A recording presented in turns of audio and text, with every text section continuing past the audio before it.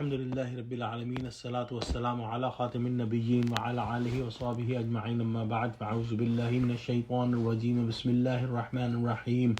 قال الله تعالى في سورة Al-E-Imran ومصدقا لما بين يدي من التوراة ولأحل لكم بعد الذي حرم عليكم وجئتكم بآية من ربكم فاتقوا الله وأطيعون. Translation: And I have come confirming that truth in Torah which was before me, and to make lawful some of what was forbidden to you.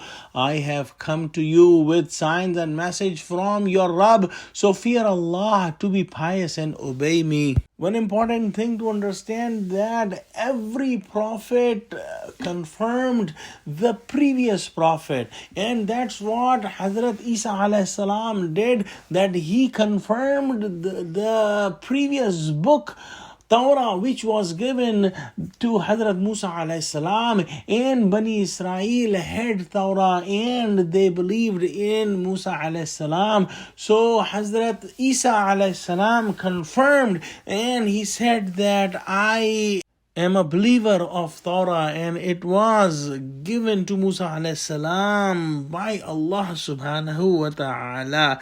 If he did not believe in Torah, then Bani Israel would say that how come you are a prophet of Allah and you are not believing in the previous book of Allah, and they would never believe in Isa alayhi salam. But Isa alayhi salam said that I confirm that Torah is the book of Allah subhanahu wa ta'ala, and I am not bringing any deen which is against your deen. However, I am making your deen easier with the command of Allah, and I am making some of the easements in your deen and making some of the things lawful that were forbidden to you before, like the camel meat and the fat. Hazrat Isa alayhi salam showed them the signs, including the sign that he would make a dead person alive, and he used to say after showing these signs that I am doing these signs with the will of Allah, bi'iznillah. And as we see that in Surah Al-Maidah, and these signs are given again, and there are 4 times it is mentioned that it is all done as the command of Allah. And Hazrat Isa alayhi salam never said that he is the son of Allah, na'uzu billah. He called them to fear Allah and to be pious and obey Him. As a general rule, all prophets had the same basic principles, meaning that Allah is the Rabb, Allah is the only God, and to fear of Allah and to obey the Prophet in the commandments that are given for the people to the Prophet.